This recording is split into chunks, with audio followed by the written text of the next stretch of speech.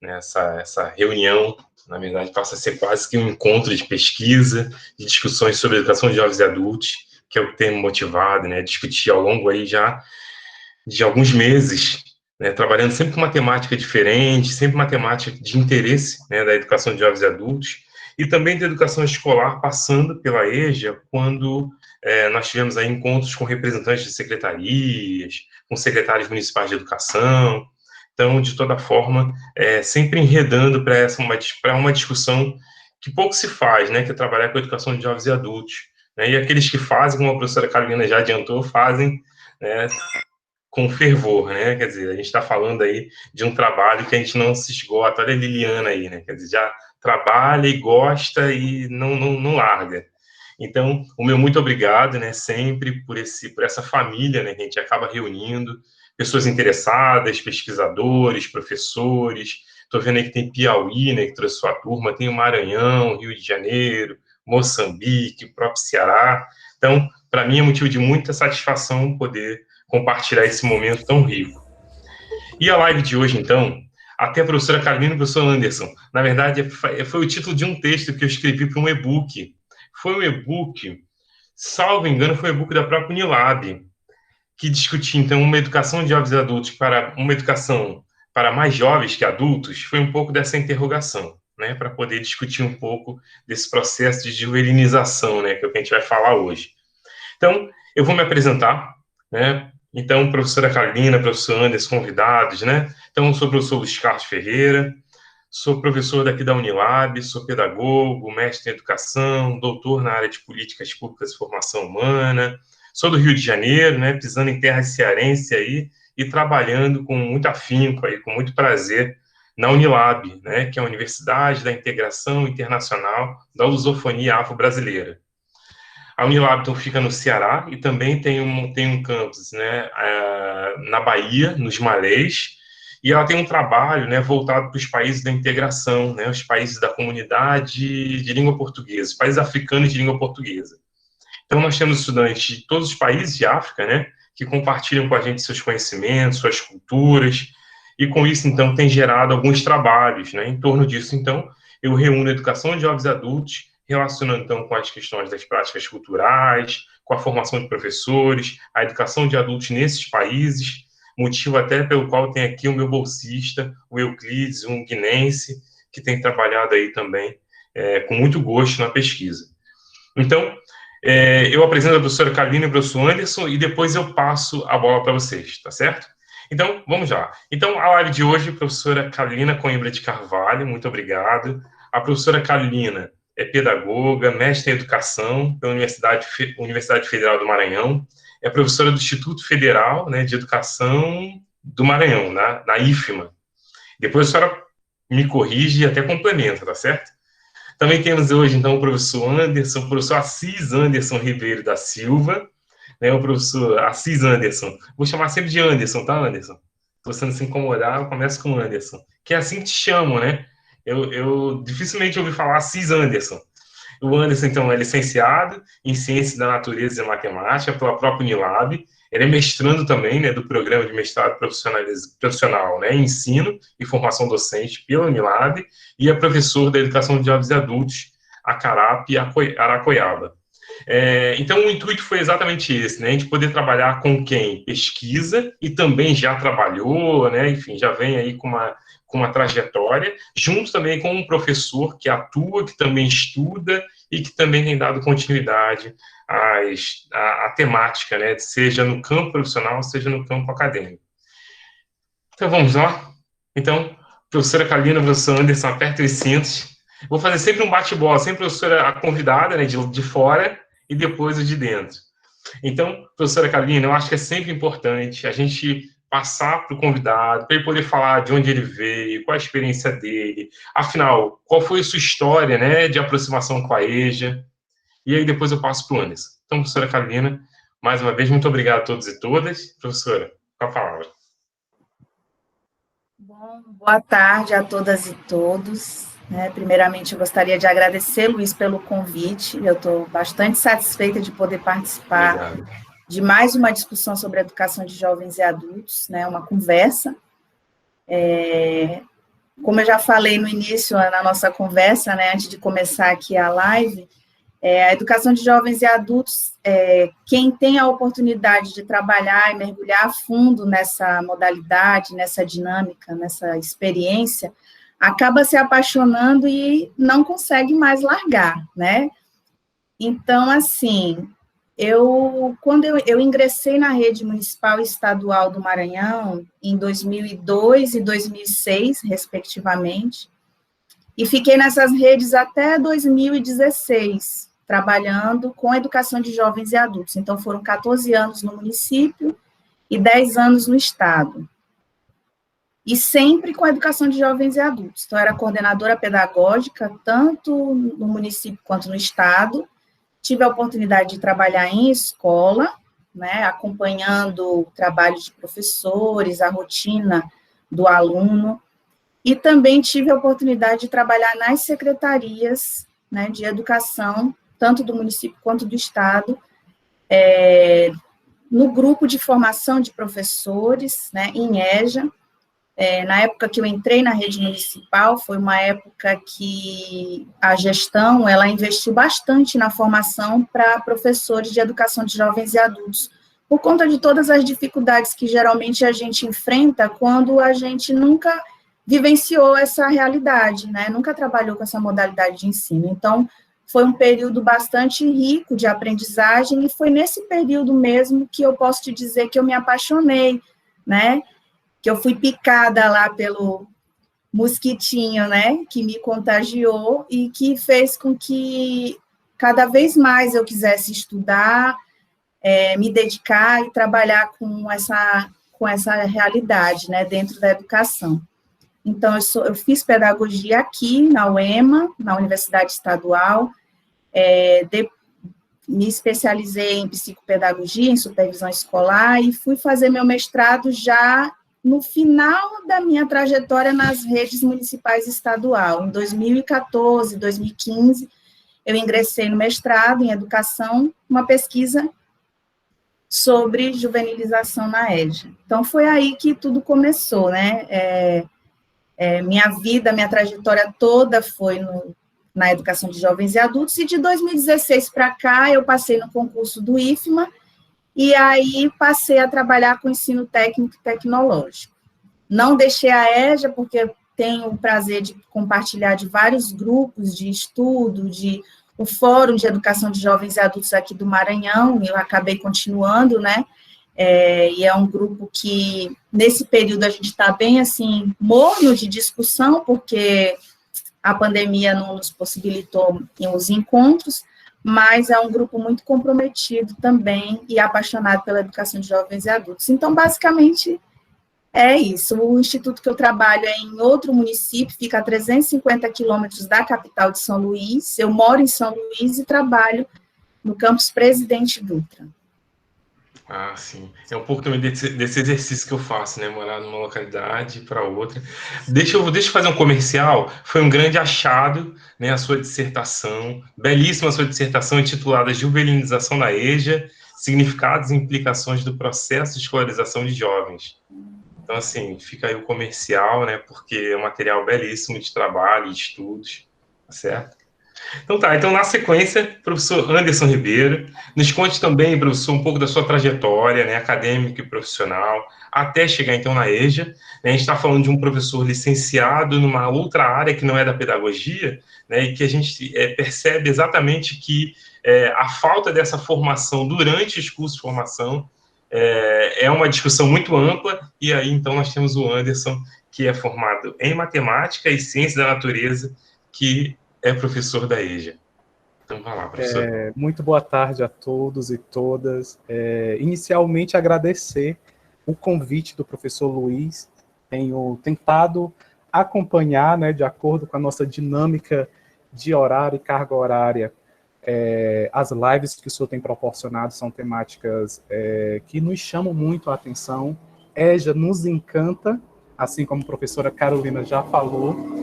E também quero cumprimentar em nome dos presentes, né, além desse diálogo que vamos ter aqui também, de encontros e reencontros com a temática, né, a partir do relato de professora Carolina, também quero cumprimentar as professores lá da minha escola, que trabalham junto comigo na EJA, que estão aqui presentes, professora Ilana e professora Wilcilana, né, de Humanas e de Linguagens e Códigos. Muito obrigado pela participação, né, e com certeza legal, obrigado também, muito obrigado. Nesse sentido. Então, o professor me apresentou a minha trajetória. Quero só antecipar que o meu ensino médio, eu finalizei ele em 2005, e aí a realidade de cidades do interior, sempre morei em Redenção, tá dando microfonia em alguém, realmente terminar os estudos do ensino médio e entrar para o mercado de trabalho, e aqui na nossa cidade é realmente o comércio. Então, até chegar ao sonho de universidade, de realmente fazer uma graduação, mestrado, doutorado, então, trabalhei em uma lojinha de papelaria, artigos de escritório e vendas, e também fotocópias, e aí foi aí que eu comecei a tirar um pouquinho da inibição que eu tinha, característica, né? E é quando a Unilab chega em 2011, então de 2005 a 2011, fiquei realmente segurando o sonho de entrar na universidade. E aí a universidade, por ter um caráter integral no curso que eu escolhi, que é licenciatura em Ciências da Natureza e Matemática à época, então isso significava que eu tinha que deixar de trabalhar para poder cursar, né, esse curso de caráter integral, de tempo integral, aqui na Unilab.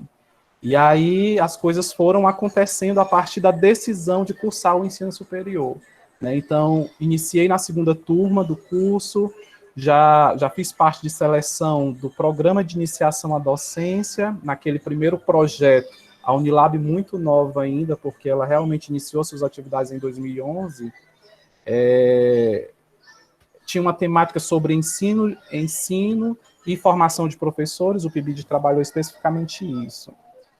E aí, na época, a pró-reitora de graduação foi minha professora, e aí me contou sobre um projeto que ela tinha, um programa, na verdade, que se chamava ECOS, que tinha como caráter principal a criação de um centro de referência em educação de jovens e adultos em parceria com os PALOPs. Então, ela começava a dialogar essa construção desse programa, e na época ela dizia, né, que me achava com perfil de poder contribuir com o programa. Ainda não tinha bolsistas na época, eu estava no PIBID. No entanto, os diálogos, né, foram tentando se efetivar, só que aí, em 2012, eu vou fazer um intercâmbio em Portugal, e aí me desvinculo temporariamente da Unilab para ir vivenciar um ano em Portugal, e quando retorno, me engajo em algumas ações desse programa. Ele vira um grupo de pesquisa chamado ELOS, que tem justamente esse viés de cooperação sul-sul, à época, e me integro como bolsista de extensão que trabalhou justamente o mapeamento de educação de jovens e adultos, e como produto desse projeto de extensão, nós fizemos, quanto equipe, uma formação para professores do maciço de Baturité. E aí o título do projeto era Se Veja. Então, ao mesmo tempo que nós tínhamos o destaque da EJA no título do projeto de extensão, tinha a questão de se olhar, né, o se ver a partir do que vinha se construindo, e foi nesse momento o meu primeiro encontro, o meu primeiro contato com a educação de jovens e adultos. Eu lembro que na época até ganhei um livro, não sei se vai dar para ver, que guardo com muito carinho, que é Matemática e Fatos do Cotidiano. Né? E aí ele vai trabalhar justamente a matemática na perspectiva do mercado de trabalho, do cotidiano, que é isso que nós temos insistido na temática de educação de jovens e adultos, e aí é quando surge justamente a experiência que o senhor mencionou, que é a EJA Qualifica, né, que vem nessa perspectiva. E aí, em 2016, eu começo a entrar no processo de realmente ter a experiência da docência, antes de finalizar o meu curso, né, porque eu estava voltando do intercâmbio, precisava finalizar, e aí a minha experiência começou no município de Acarape, e acompanhei de perto, embora não tenha atuado naquele momento, mas junto com o grupo de professores e gestores, turmas de EJA, que naquele momento era para aqueles estudantes que não tinham conseguido avançar na trajetória escolar, e aí estavam sempre se repetindo, né, sexto, sétimos anos, e aí o diretor, naquele momento, houve um diálogo com a Secretaria de Educação e com a CRED 8 e criou turmas de educação de jovens e adultos para que esses meninos tivessem condições de avançar. Então, também vou poder falar um pouquinho da minha experiência a partir disso, e atualmente, muito recente, tenho atuado em uma turma de educação de jovens e adultos, quase por finalizar, numa experiência de escola de ensino médio. E aí, isso é o que eu trago de inicial dos meus encontros com a EJA. Tá certo. Encontros e reencontros, é verdade. Eu tive a oportunidade, né, de conversar com alguns secretários, né, e a gente sempre discutir educação escolar, e quando a gente fala, né, do ensino remoto, da busca ativa, né, a gente sempre pensa na criança, no jovem, da escola regular. E aí eu acabei provocando um pouco dessa discussão em relação à EJA, né? Então, vocês vão poder falar mais, né, muito, talvez a partir da experiência do presencial antes, né, da pandemia, mas que a gente tem muito aí depois a discutir o pós-pandemia, né? Então, professora Carolina, chegou o grande momento. Falar um pouquinho da sua pesquisa, já que a pesquisa trata exatamente do que o Anderson lá na ponta, né, teve vivenciado. Fala um pouquinho da sua pesquisa, que vai tratar exatamente da discussão de hoje. Quando foi, por quê, enfim, fala um pouquinho. Obrigado. Então, como eu falei para vocês, né, eu trabalhava em escola como coordenadora pedagógica, e naquela observação do cotidiano e no contato com os professores, no dia a dia, num trabalho muito próximo com os alunos que a gente procurava desenvolver na escola, a gente começou, ano após ano, a observar a modificação do perfil desse aluno que chegava na escola, né? Alunos mais novos, cada vez mais jovens, né? Alunos que vinham de um histórico de fracasso escolar no ensino dito regular, e eu sempre falo dito regular porque não tem nenhum lugar escrito que a EJA é irregular em oposição ao ensino regular, né? Como se a EJA fosse irregular.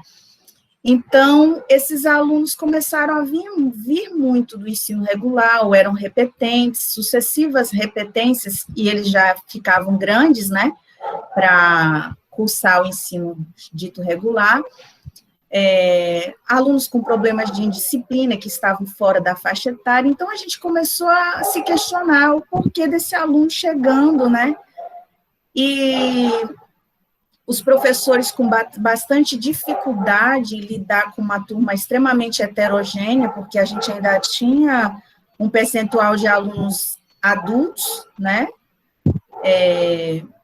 E aí, no dia a dia, aqueles alunos acabavam entrando em conflito com os alunos mais adultos, né, os jovens. E isso acabou demandando, os professores sempre demandavam, Carolina, vamos discutir alguma coisa para trabalhar essa questão do aluno jovem nas turmas de EJA, como trabalhar com essas turmas muito heterogêneas, vamos pensar em metodologias. Então, assim, tinha um grupo de professores que estava também muito se inquietando com esse perfil, né?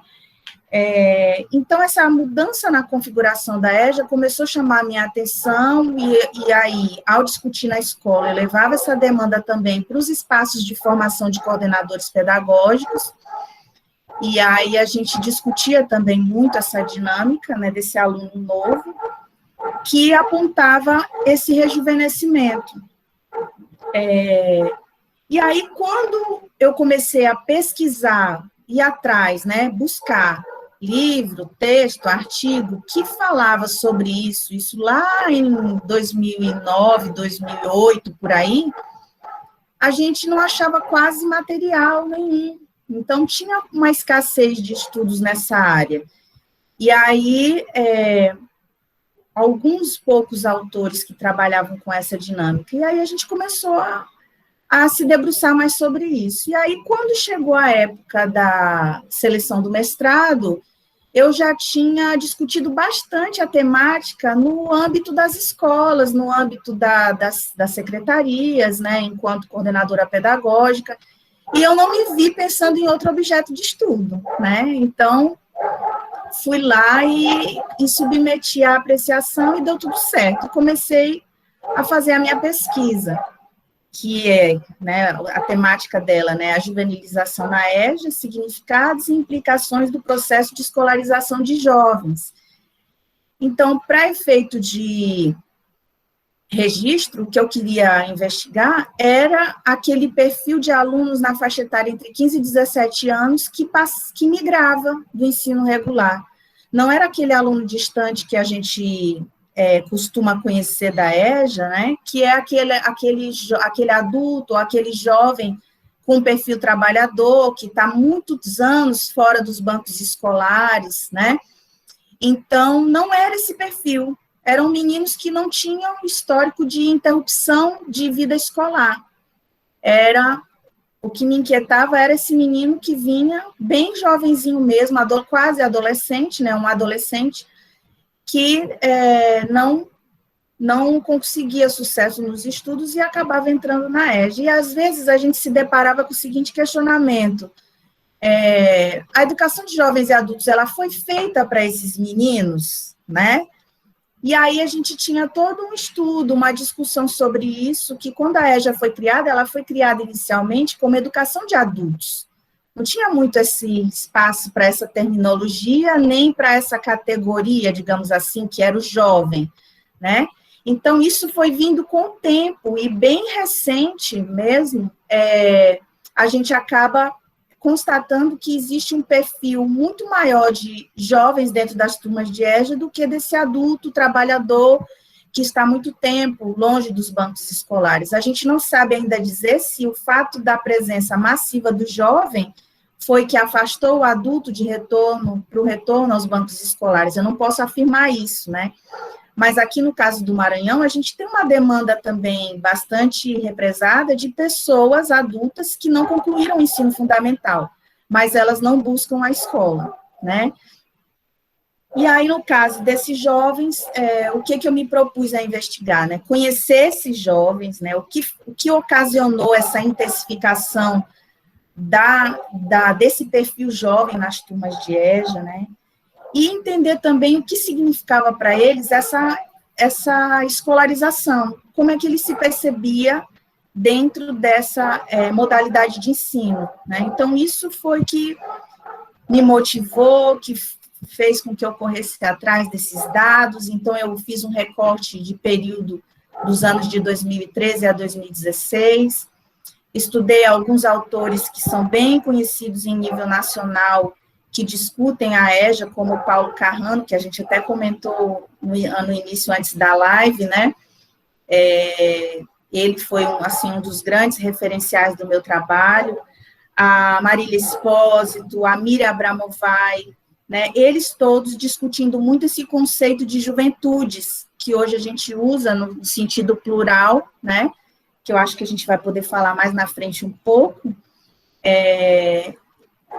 porque para poder entender o que levava esses jovens, né, a saírem ou terem fracasso ou deixarem de estudar no ensino regular e voltar para a escola da EJA, a gente precisava primeiro entender quem era esse jovem. E aí, a partir desses referenciais, a gente começou a compreender, estudar um pouco a categoria juventudes, entender os sentidos do que representava ser jovem na atualidade, né, que vai para além de uma categorização etária, que durante muito tempo foi o que prevaleceu. O que é o jovem, o que é adolescente? É aquele período chamado de transição, né, Então, hoje a gente não trabalha mais com esse conceito de que é um período de transição, mas sim que é um grupo de pessoas, né, de jovens, que possuem características, diversidades, culturas, condições socioeconômicas, todo um arcabouço cultural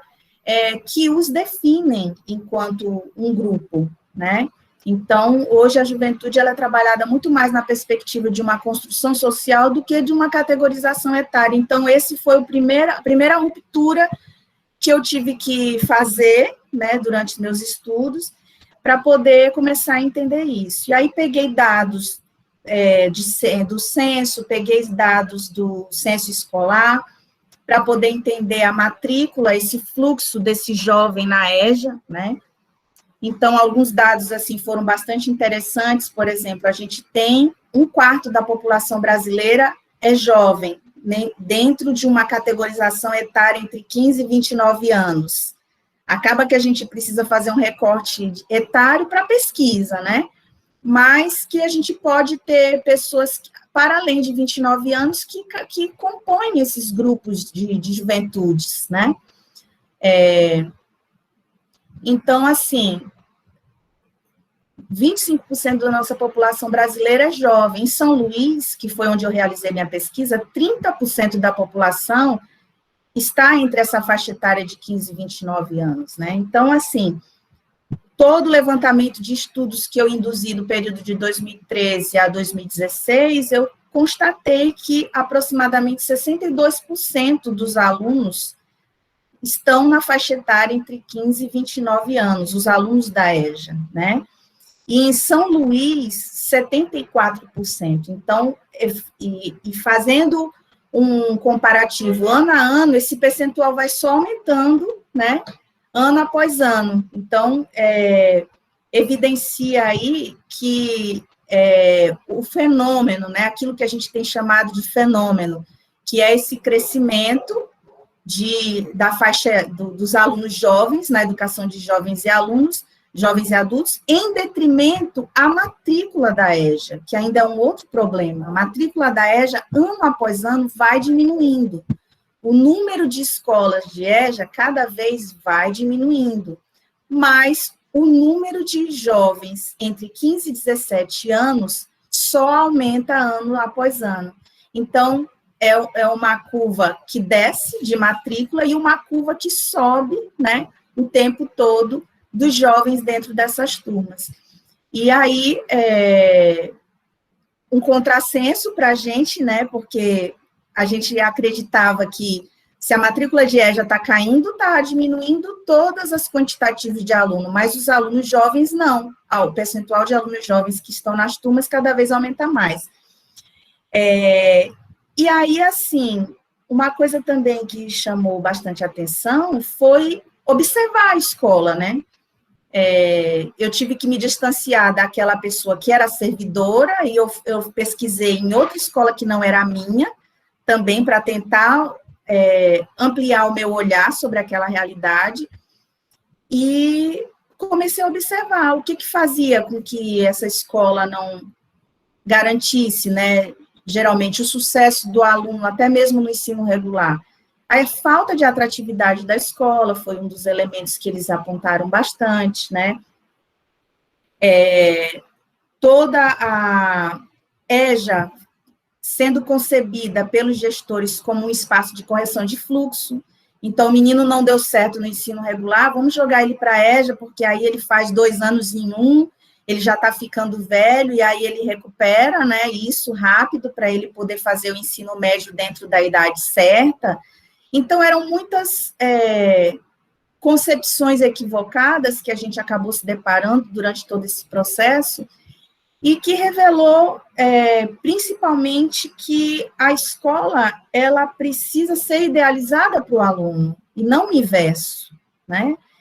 Hoje, o nosso maior desafio é fazer com que a escola, ela tenha um significado real para esse aluno, e ele consiga se sentir pertencente a ela, com vontade de ficar nessa escola, que eles tenham afinidade com os professores, com a proposta, com a dinâmica, e tenha vontade de estudar, que é algo que está, assim, distante, né?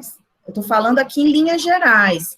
Claro que existem situações pontuais, escolas pontuais, centros de referência pontuais, onde isso é viabilizado. E aí a gente vê que não tem quase evasão, né? A gente vê o sucesso escolar, os alunos conseguem concluir os estudos, eles conseguem ingressar em universidades a partir de uma escolarização toda feita em educação de jovens e adultos, mas, em via de regra, isso ainda é sonho para a gente, né? Porque a escola ela ainda não atende essas expectativas, esses interesses do aluno. Eu sempre digo, né, eu sempre comento muito assim, que se você perguntar para uma criança de 6, 7 anos o que ela está fazendo na escola, ela vai dizer, eu não sei, minha mãe disse que eu tenho que estudar porque é importante. Geralmente essa é a resposta. Se você perguntar para um jovem o que ele está fazendo ali, por que ele volta para a escola, né, você tem N expressividades as mais distintas possíveis. Por quê? Porque eles têm interesse, eles têm expectativas com relação aos estudos, né? E tem ainda aqueles alunos que estão lá só porque foram colocados, né? Então, a gente acaba até tratando na dissertação que a EJA vira um depósito de problemas, de alunos problema, que o ensino regular não deu conta de resolver. E joga para a EJA achando que vai ser tudo tranquilo, que ele vai acabar resolvendo todos os problemas dele, porque ele vai conseguir concluir os estudos e ter esse certificado. Mas ele quer muito mais do que isso. O jovem na escola, ele quer muito mais do que isso. Ele não quer meramente um papel, né? Ele não tem os alunos que querem, mas não é essa a prioridade deles, né? Eles querem se sentir valorizados pelos que eles são, pelo que eles fazem, pelo que eles falam, e não ser cada vez mais excluídos e discriminados por essas manifestações que eles têm, que são expressões da juventude. Então, e que no regular não foi possível saber lidar com isso e jogou isso para a educação de jovens e adultos. Então, assim, bem resumidamente, o que a gente abordou em 170 páginas foi, assim, isso que a gente conseguiu descobrir, né, conseguiu revelar, e uma das coisas que eu fico muito feliz, assim, é de poder todo o tempo estar fazendo com que essa pesquisa esteja viva, por meio das parcerias, dos convites com os meus amigos, colegas de universidades, de escolas, a gente acaba sempre trazendo essa discussão à tona, né, e o que me faz continuar pesquisando e investigando a atualização desses dados. Então, o censo de 2019 ainda me aponta 61,6% de alunos jovens entre 15 e 29 anos matriculados na EJA. Então, não está mudando. Eu saí da rede, mas eu posso te dizer que, trazendo à baila essa discussão todo o tempo com os meus companheiros aqui de luta em São Luís, o fenômeno ainda é um fenômeno bastante atual, difícil, né? Não cheguei a abordar a questão do trabalho do professor, da metodologia e tudo mais, mas trabalhei esse perfil do aluno, né? O aluno é um jovem, geralmente, que tem histórico de reprovação e repetência, não é aluno trabalhador, né? Não é aluno que casou, que teve filhos, que precisou abandonar os estudos, não tem nada disso no perfil que eu encontrei. O perfil que eu encontrei são alunos que têm um histórico de fracasso escolar e que foi jogado, né, para a educação de jovens e adultos como uma tentativa de sanar o problema da escolarização dele. Só que ele tem 1.001 expectativas que a escola geralmente não atende. Então, assim, 50% deles abandonam os estudos também na educação de jovens e adultos. E aí nós, né, eu digo nós, educadores, sistema de ensino, a gente acaba promovendo para esse aluno mais um novo processo de exclusão da escola. A gente exclui ele quando não permite que ele tenha sucesso escolar no ensino regular, não favorece as condições para que ele avance, e quando a gente proporciona uma escola não atrativa, não agradável, não interessante para esse aluno à noite, a gente exclui ele novamente do processo. Então, basicamente, foi isso. e vamos continuando aí, vou passar a bola mais para frente, para a gente estar sempre continuando, retomando essa discussão. Obrigado, professor. Você é uma pitada do que a gente tem muito para conversar, porque essa temática ela é muito importante, ela é muito atual, né? Quando a gente pensa exatamente nesse perfil, né? A senhora colocou a respeito de questões muito importantes para a gente, né? Que a gente tem visto hoje. A sua pesquisa vai tratar de jovens, bem jovens, né? Mas quando a gente tira esse extrato aí do censo, né? Eu também pesquisei, vai até de 29 anos, é um percentual, né, bem significativo, face aos números que hoje nós temos de estudantes na educação básica. Né? Esse número vem diminuindo, sim, como a senhora bem colocou, né? A quantidade de alunos ingressantes na educação básica vem diminuindo, e, de alguma forma, se a gente não olhar para o retrovisor, se a gente não olhar para essas crianças, né, que estão aí na idade adequada, na idade própria, essas dificilmente terão escolas para estudar, porque com todas essas expressões todas, né, do capitalismo, que chamam de nucleação de escolas, que chamam de otimização, né, enfim, a gente está falando de redução mesmo do número de escolas, né, na oferta da EJA, a gente tem visto aí que tem uma tendência grande de muitos ficarem pelo caminho, né, de deixarem de estudar, literalmente. O professor Geraldo Sotaria, de Moçambique, estava colocando exatamente que a situação é muito semelhante em Moçambique. Então, assim, é uma realidade que hoje a gente tem e que não pode ser esquecida. Né? De qualquer forma, você está colocando questões que para a gente tem muito assunto ainda. Né? E aí, em contrapartida, a gente tem o Anderson, né, que está lá na escola, né, na escola de Aracoiaba e na escola de... Acabei de esquecer. A experiência em Acarape, sim. Acarape. E aí, Anderson, fala para a gente, então, como tem sido trabalhar com a EJA, né? Já que daqui a pouco a gente vai falar um pouco desse estudante, mas como foi? Fala um pouquinho dessa experiência com essa entrada aí. Eu acho que eu preciso dar destaque ao que Paulo Freire fala sobre teoria e prática, né? Então, eu acho que a professora Carolina traz a sua pesquisa, traz a teoria, e a gente vai vivenciando todos os achados dela a partir das nossas práticas. Então, quando ela traz justamente a necessidade de mapeamento do perfil dos estudantes, quando ela traz que um dos elementos que mais foi apontado nos achados da pesquisa dela foi uma escola não atrativa, é justamente o que eu vivenciei de perto com os estudantes da educação de jovens e adultos do Fundamental 2 em Acarape, que foi a minha primeira experiência de fato, inclusive também a turma em que eu fiz o estágio em EJA, né, porque justamente pensando que a minha licenciatura em Ciências da Natureza e Matemática, mesmo tendo a disciplina de educação de jovens e adultos, não dava conta de uma diversidade que a gente precisa ter na visão e campo de alcance para trabalhar o processo de ensino e de aprendizagem, que eu fui buscar também na pedagogia contributos, né, que pudessem melhor traçar essa minha trajetória do fazer docência. E aí é justamente esses elementos que a professora Carolina traz.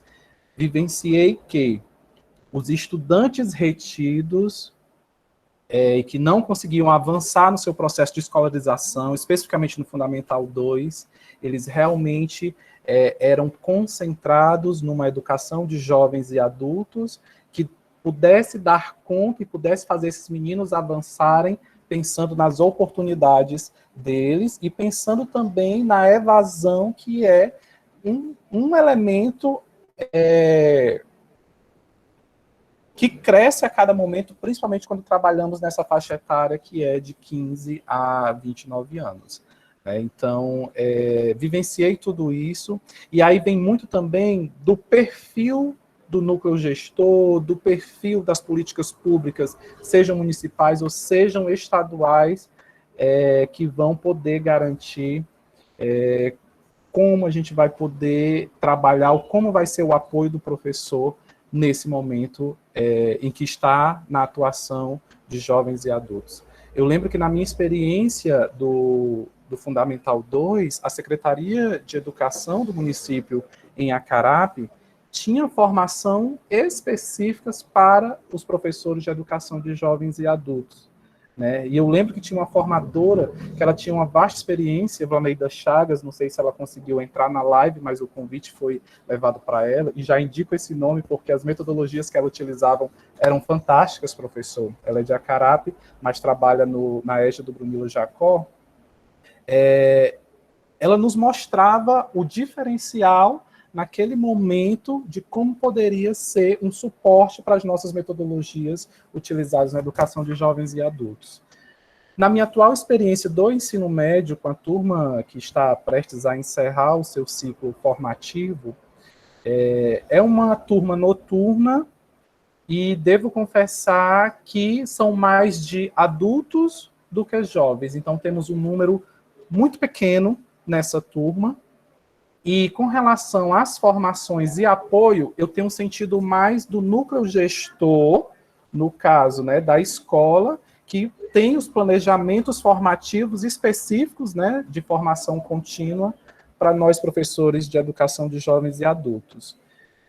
Ainda não vivenciei nesse período, né, que estou como professor, uma formação, por exemplo, a nível de CRED 8, né, que é responsável aqui por nossa região, e nem da SEDUC, devo confessar. Não sei se esse momento de pandemia, de repente, deixou esse pensamento de formação contínua para professores de educação de jovens e adultos, assim, um pouquinho, né, mais stand-by, mas, em minha experiência, realmente, só conto com o apoio da escola, o núcleo gestor, nesse pensamento de contribuir, né, e dialogar sobre as metodologias que a gente tem trabalhado, e realmente, para a matemática, a dificuldade é ainda maior, viu, professora?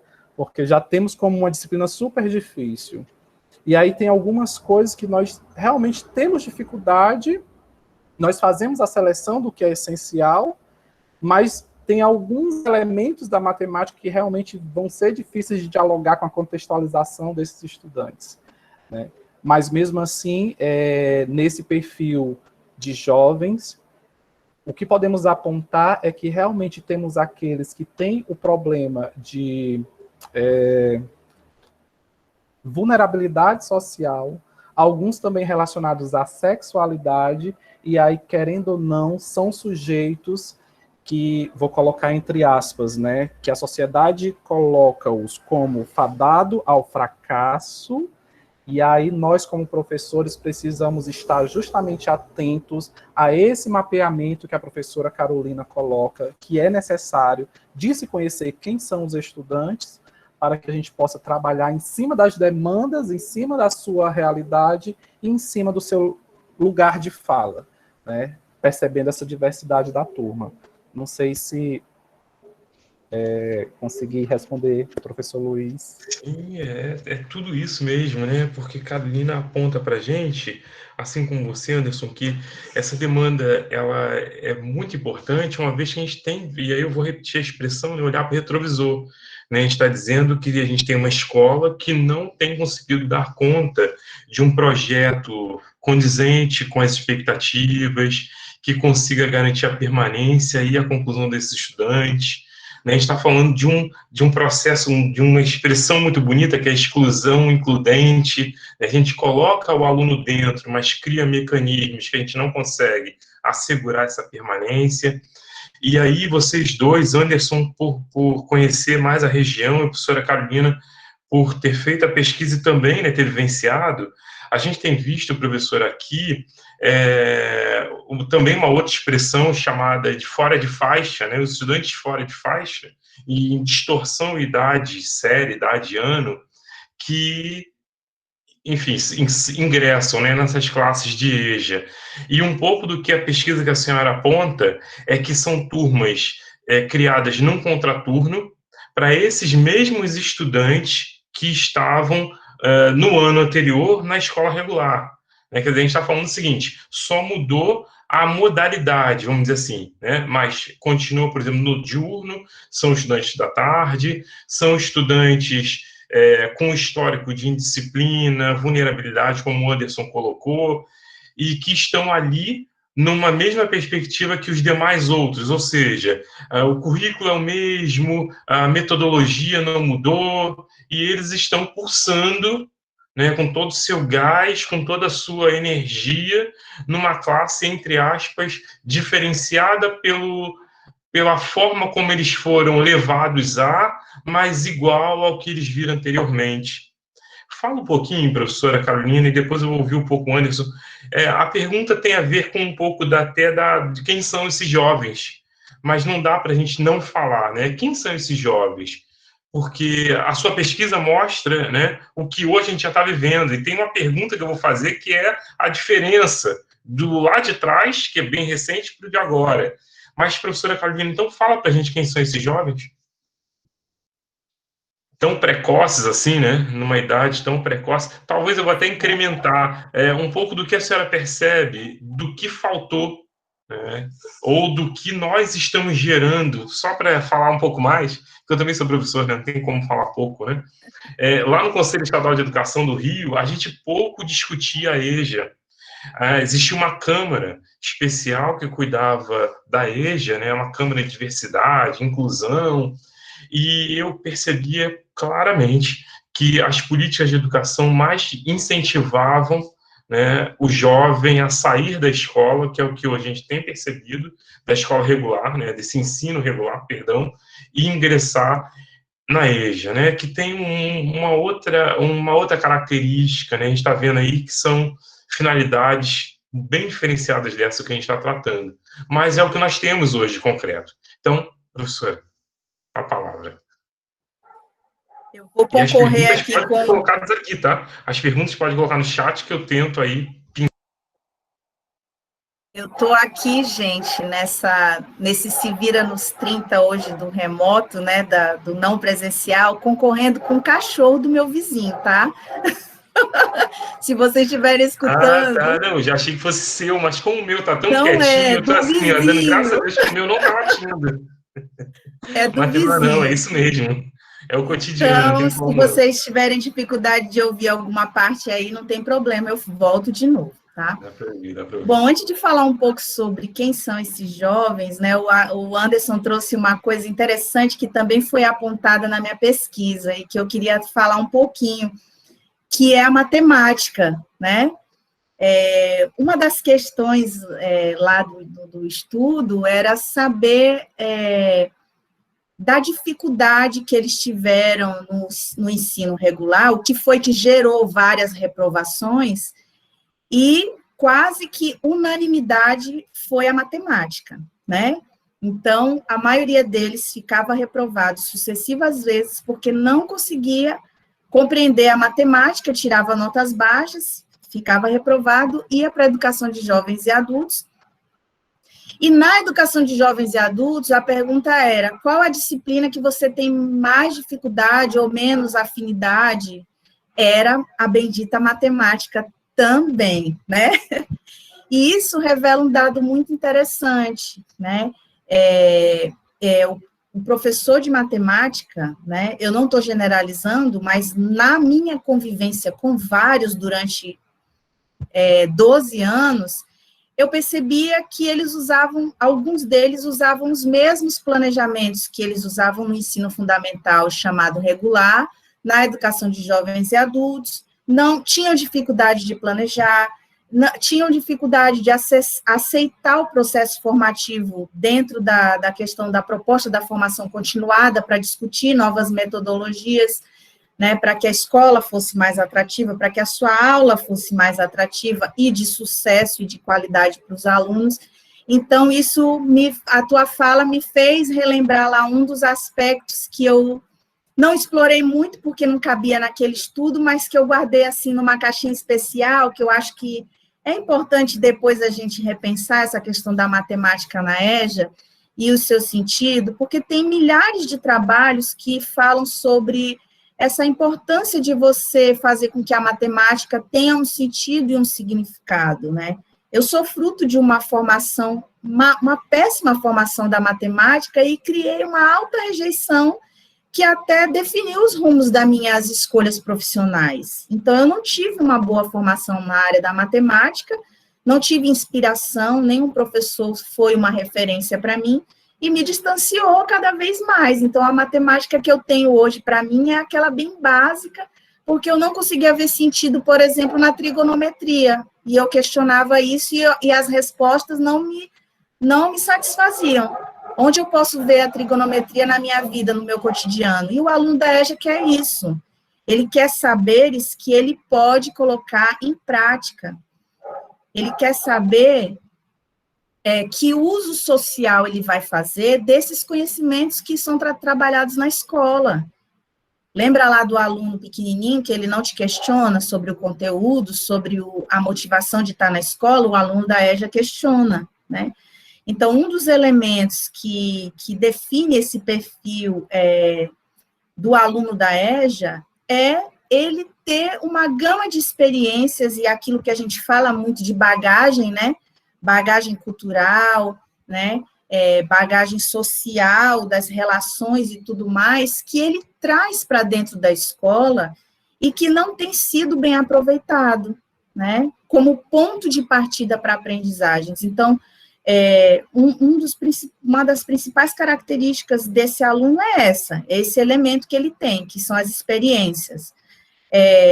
Outra característica que é bem pertinente a esse aluno, né, é essa coisa de ter que trabalhar e estudar ao mesmo tempo, né? Parte desses alunos com que eu tive a oportunidade de contactar na pesquisa, eles não tinham um perfil trabalhador, mas dentro de todos os alunos com que eu convivi na EJA durante todos esses anos, ainda assim, a maioria desses alunos são alunos trabalhadores, e que complementam, né, querem complementar a sua formação para ter melhores oportunidades de trabalho, de colocação no mundo do trabalho, né.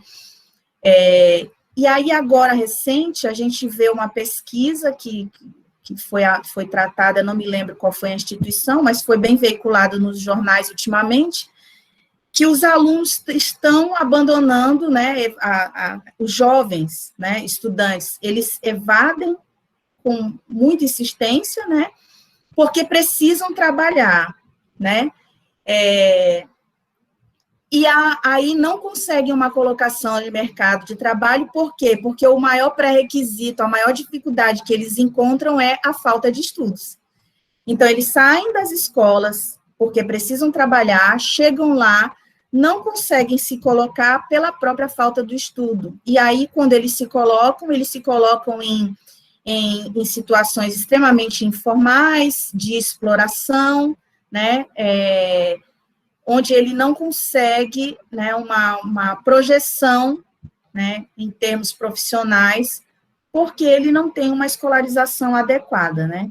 Um dos fatores seria esse. Então, a gente sabe que tem vários outros, a própria condição vulnerável desses jovens já os colocam em segundo, terceiro, quarto, quinto lugar numa concorrência de vagas, por mais que ele tenha todos os pré-requisitos técnicos, se ele tiver competindo com uma pessoa que é de uma determinada, recebeu uma estrutura melhor, é de uma classe, né, social, uma condição social mais avantajada, esse, geralmente, que acaba ficando com as melhores vagas.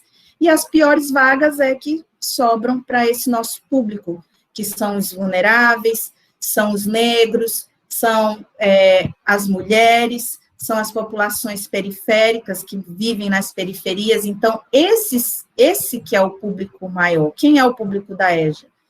Em maioria, são mulheres, negros, trabalhadores, né, trabalhadores nas piores condições de trabalho que a gente possa imaginar, e que vivem nas periferias. Então, esse é o nosso público, e essa escola não é para eles. A escola que a gente vivencia não é uma escola que agregue todos esses elementos para fazer com que a escola tenha um significado para ele, né? Então, esse é o perfil mais característico, assim. Na escola que eu fiz a minha investigação, ainda tinha um elemento que era a questão das gangues, né, no entorno ali da região.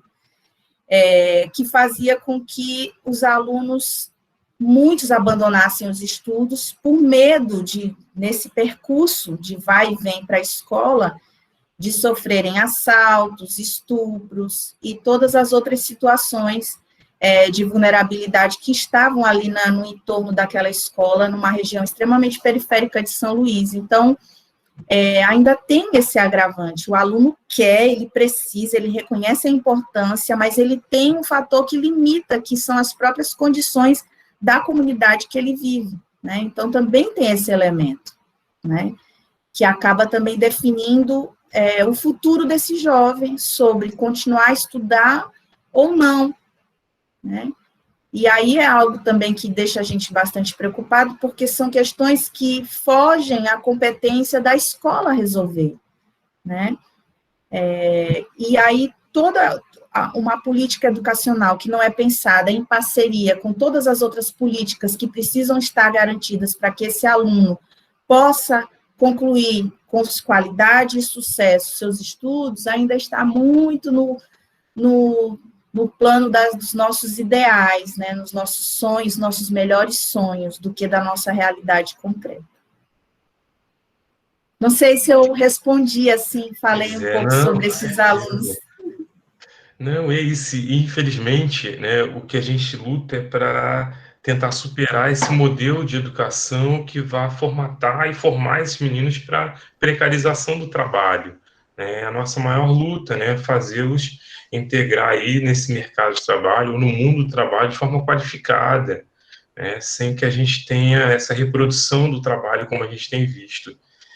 E aí, Anderson Ribeiro está na sala de aula. Agora vamos ser aquela mosquinha, conhecendo um pouco do perfil desses alunos que estão lá sentados, Anderson.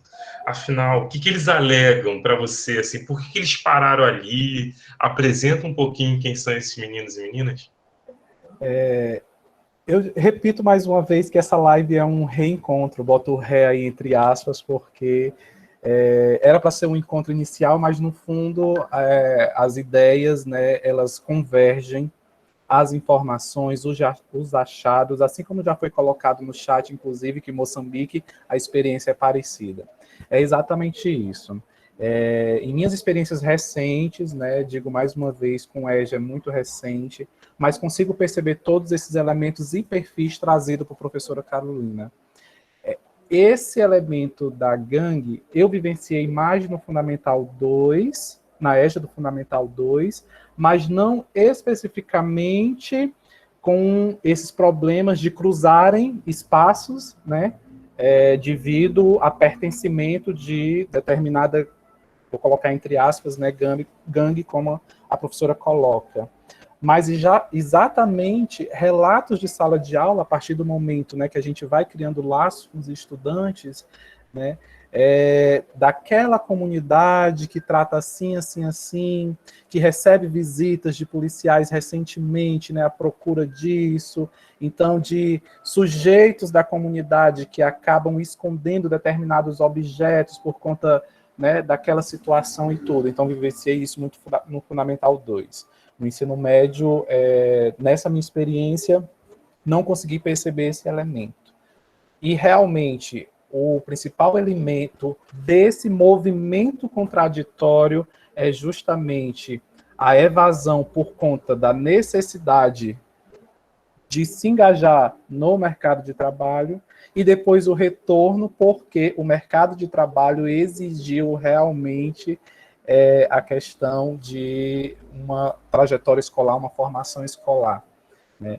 E aí, vou colocar entre aspas mais uma vez, a dificuldade do trabalho, vou colocar as fragilidades do trabalho docente com relação a esse público de jovens que vem justamente naquela maturidade desse público-alvo que só vem depois de um tempo e possivelmente depois dessa faixa etária. Então, quando a gente trabalha com educação de adultos, ele já vem com uma outra maturidade, às vezes as mesmas necessidades, mas com uma outra visão da escola. E aí, esse tempo para a faixa etária de jovens é um outro tempo. E aí cabe ao professor saber como a sua aula como a sua metodologia vai poder estimular e fazer aquele estudante jovem da EJA perceber a importância dos estudos. Volto mais uma vez na matemática, e eu falei em uma outra live com o professor Luiz, que quando eu assumi a turma do ensino médio, assim que eu assumi, eles disseram, mas professor, o senhor vai... deixa eu me recordar a frase. Eles diziam assim, o senhor vai fazer uma matemática fácil, o senhor vai trazer uma matemática fácil para a gente. Mas o que é a questão do fácil que esses estudantes trazem? Será que é ser feito de qualquer jeito? Não. Quando eu fui parar para refletir sobre o que era uma matemática fácil, é justamente aquela matemática que dialogue com o que eles necessitam na sua realidade, no seu cotidiano do dia a dia, né? Então, o professor, ele precisa estar atento ao seu compromisso de realmente se sensibilizar e de procurar um complemento à sua formação. A graduação não é tudo, o diploma não é tudo. Então, a partir das vivências, cabem aos professores, principalmente de educação de jovens e adultos, que é um público diferenciado, né? A gente precisa realmente reafirmar isso, é um público diferenciado.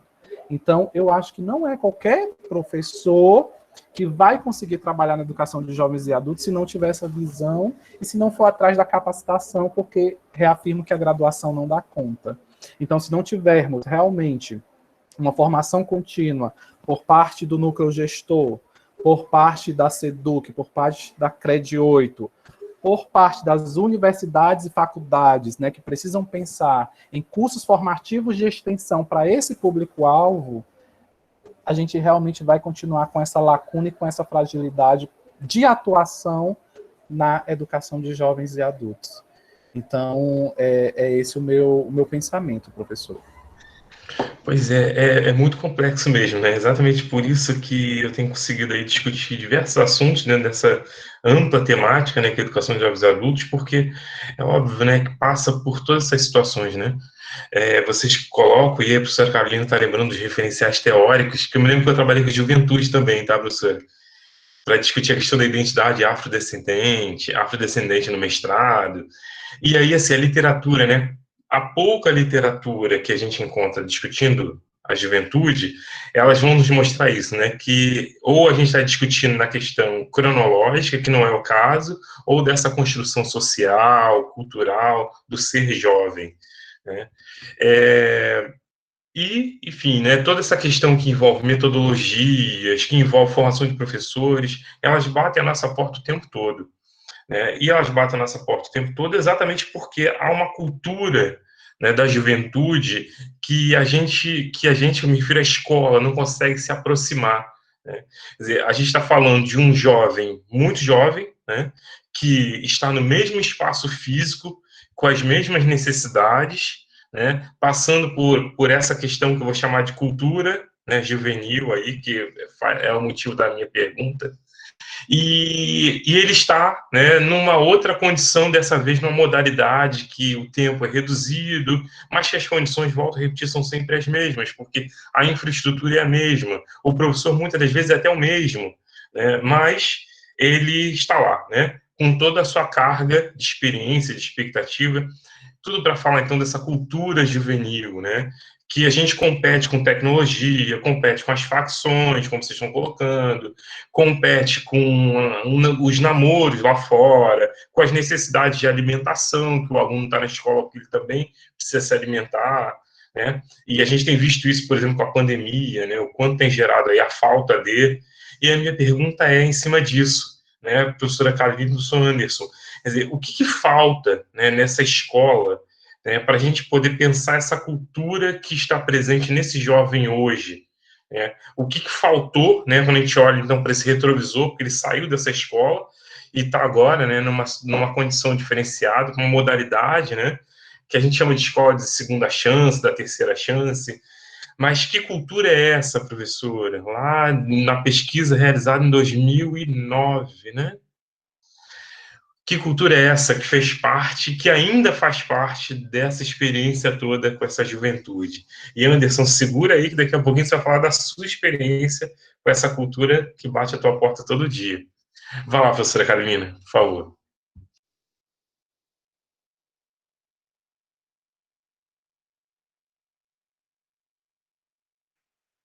Então, gente, estão ouvindo? Tá, né? Então, gente, eu acredito que, assim, o maior desafio é, primeira coisa, romper com essa ideia de que a EJA é uma correção de fluxo, né? De que a EJA vai resolver o problema do ensino regular, do que não deu certo, né? É um desafio, né? Essa visão preconceituosa e negativa de que o aluno da EJA tem que ter tudo muito resumido, muito fácil, muito simples, porque ele já trabalha, porque ele está cansado, porque ele não é capaz, porque ele está muitos anos sem estudar. Então, esse aluno, ele mesmo acaba pensando dessa forma, de que ele é incapaz, de que ele precisa de coisas mais simples, mais fáceis, quando, na verdade, não é isso que está em questão, né? O que está em jogo, né, é que ele aprenda os conteúdos que serão necessários para as vivências sociais dele, para as perspectivas que ele tem de futuro, seja de continuidade de estudo, seja de mercado de trabalho, né? E um outro elemento, assim, que é bastante significativo, né, é encarar essa juvenilização como uma característica que precisa ser respeitada, né, como uma característica que pode te trazer elementos que vão agregar um bom trabalho metodológico dentro da sala de aula. A gente foi muito acostumado, historicamente, a ver o jovem como o problema, né? Ele está naquela fase da transição, ele está naquela fase da aborrecência, né? A gente sempre é como se isso fosse uma ideia negativa, e na verdade não é, são características, são marcas que essa pessoa precisa colocar no mundo, e para que ele coloque essas marcas, muitas vezes é pela via do conflito, né? Ele para que a expressividade dele para que a voz dele seja ouvida, muitas vezes ele vai ao confronto, né? Vai em choque com o que está estabelecido. Então, isso também é um grande desafio, né? Essa modalidade, ela precisa ser atendida com respeito, com qualidade, isso também é bastante difícil, né? E assim, quando a gente pensa na pandemia e a gente vê aí a educação de jovens e adultos, é importante a gente acabar fazendo essa ponte. A gente viu muita discussão, muita preocupação em retomar as atividades remotas na educação básica, prioritariamente no ensino médio, prioritariamente com os alunos do terceiro ano, porque vão fazer Enem e tudo mais. E aonde é que está o espaço de discutir essa continuidade na educação de jovens e adultos? Pouquíssimos lugares, pouquíssimas iniciativas tiveram essa preocupação de saber se esses alunos, fazer um diagnóstico, se os alunos têm condição de acesso, eles têm um celular, eles teriam condições de ter um acesso a uma aula remota, eles teriam condição de pegar o material impresso para continuar estudando dentro de casa. Não teve essa movimentação em praticamente lugar nenhum do Brasil para a educação de jovens e adultos. Se eles já evadem naturalmente, por condições socioeconômicas principalmente, né, e pela desmotivação com as práticas pedagógicas incoerentes, imagina o quanto eles não vão evadir agora, não vai ter retomada, acabou, vai ter que começar de novo do zero, né? Eles não vão ter ficaram sem comunicação nenhuma de março para cá, com nenhum sentido de estudo, de continuidade de estudos, né? E aí, assim, parafraseando a professora Analise Silva, que é uma professora da Educação de Jovens e Adultos da Universidade de Minas, né, e ela é do Fórum EJA, ela é muito batalhadora nesse sentido aí, muito guerreira, militante da EJA. Ela disse que a gente está vivendo, para completar, a gente vive uma fase, a EJA vive uma fase pandemônica, né?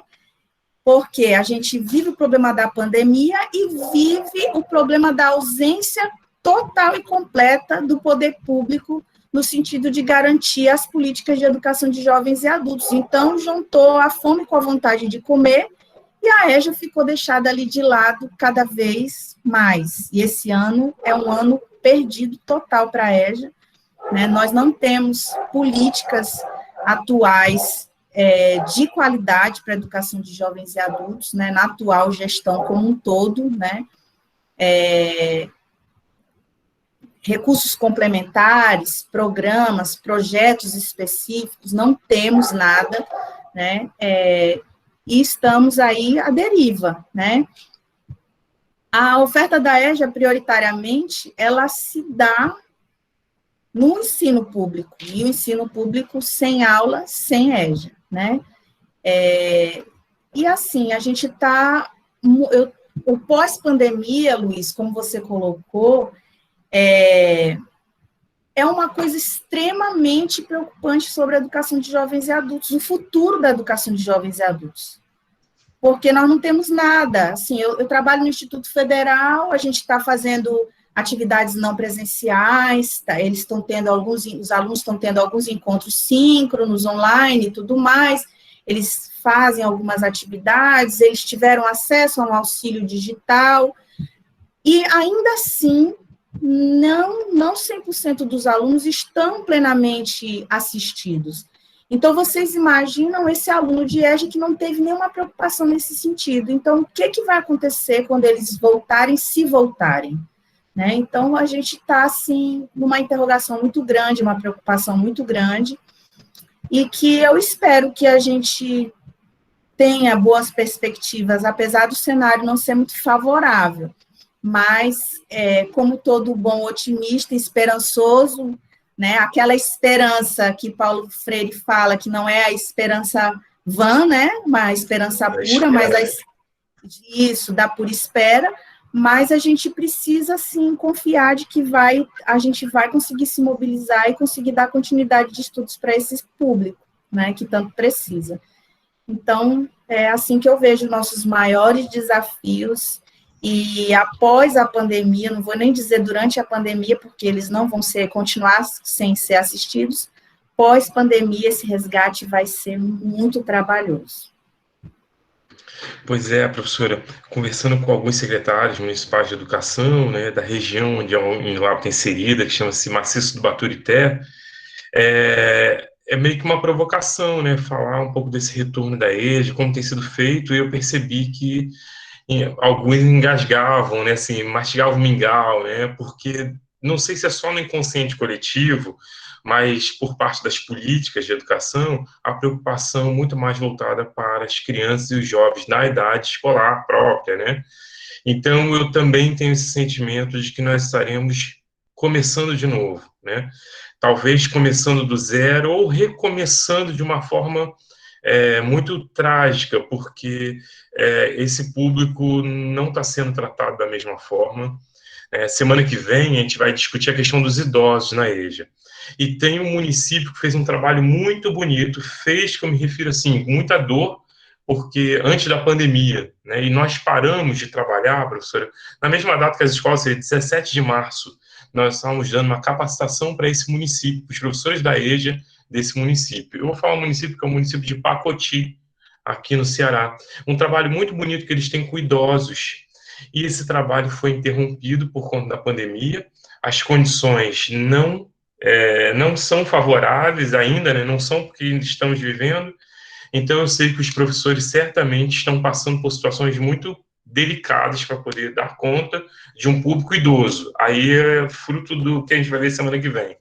Mas quando a gente pensa nessa juventude que na idade própria já tem uma série de dificuldades, né, para acessar, para permanecer nessa escola, os que passam, então, pela educação de jovens adultos, mais ainda, né?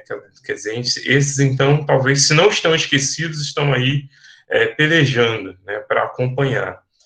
E a gente está falando de um público muito jovem, né, cujos interesses são outros. E aí, Anderson, vamos falar um pouco dessa cultura juvenil que você também se depara, né, na presença aí, enfim, seja no antes da pandemia, seja agora, né, nessa forma diferenciada de trabalhar com esses meninos e meninas. O que você tem aí de concreto para nos dizer? Eu vou trazer mais uma vez o elemento da minha fala anterior, que foi referente à maturidade desse público. Mas me entendam a questão da maturidade não como um aspecto negativo, mas como um aspecto que ainda está sendo construído, e aí cabe ao professor trabalhar esse processo, né? E aí eu volto à fala de Paulo Freire, por exemplo, que ele disse que a educação precisa ser constituída não para os sujeitos, mas com os sujeitos. E aí eu trago essa fala dele justamente quando os estudantes apresentam o elemento de que a escola não é atrativa, e aí se é um processo de ensino e aprendizagem com os sujeitos, se você questionar os estudantes o que seria uma escola atrativa, a maioria deles não saberia responder. Não sei se esse elemento foi apontado na pesquisa da professora Carolina, mas percebam aí o que a gente traz para a reflexão crítica. A escola não é atrativa, mas eles não sabem dizer o que seria atrativo para essa escola diferenciada, que poderiam acolher, que poderiam estimulá-los, nascer a motivação para poder finalizarem o processo. Então, assim, é tudo muito complexo. E aí a professora traz mais uma vez a questão da evasão. Concordo, historicamente a evasão da EJA é muito insistente esse processo. Nesse momento de pandemia, a palavra que mais se escuta é busca ativa, mas se a gente for analisar, a busca ativa na educação de jovens e adultos já começa no início, antes da oferta e antes da formação de turmas. Quando você vê o núcleo escolar, o núcleo gestor, justamente, né, procurando na comunidade, no entorno, a turma para poder formar, para poder oficializar a oferta disso. E aí, acho que foi a professora Liliana que traz no chat, né, a questão da discriminação, não lembro... Verdade, a preocupação dela, né, desses meninos migrarem para a EJA de forma equivocada, né? Isso, mas aí ela traz em alguma fala sobre discriminação da EJA e... não recordo agora, já perdi no chat. Mas é justamente isso. E onde é que isso respinga? Não temos políticas públicas, como já foi colocado para a professora Carolina, que realmente dê conta das fragilidades da modalidade, e aí dificilmente temos condições de formar, de ofertar novas turmas, porque justamente se apropriam da evasão da educação de jovens e adultos para dizer que não vale a pena formar novas turmas. Como já escutei na minha realidade recente, né, no nosso núcleo regional, que não existe perspectiva de formarem novas turmas de EJA. Ou seja, já conseguimos dar conta de todos aqueles sujeitos que têm direito a qualquer idade, a qualquer momento, a uma educação de qualidade. Então, não temos mais o público para a educação de jovens e adultos, e por isso não tem estimativa para novas ofertas. Então, são muitas as reflexões. E aí, evasão já é um elemento constante na nossa trajetória, aí vem a pandemia, com aulas síncronas e assíncronas, então essa evasão tem aumentado, com certeza. Se isso já é uma realidade na educação pública, imagine para o nosso público de educação de jovens e adultos. Então, essa modalidade tem sofrido bastante. E aí, se a gente for avaliar esse elemento que a professora Carolina traz, né, que a experiência do IFMA, não é isso? IFMA, a experiência lá, tiveram uma assistência à tecnologia, e mesmo assim não foi o suficiente para dar conta dos estudantes. E aí, se a gente for olhar para os estudantes do Estado, né, com vínculo ensino médio, agora que foi anunciado que chegará um chip para contribuir com aqueles que não teriam internet, né, desde que a localidade ou a região pegue dados móveis 4G ou 3G. Então, perceba, compreendemos que tudo foi feito assim de forma inesperada, né? Não sabíamos como seria o destino da pandemia, mas apenas agora, novembro, foi anunciado que chegará o chip. Está entendendo, então, a complexidade de tudo isso? Então, eu acho que a palavra é resistir.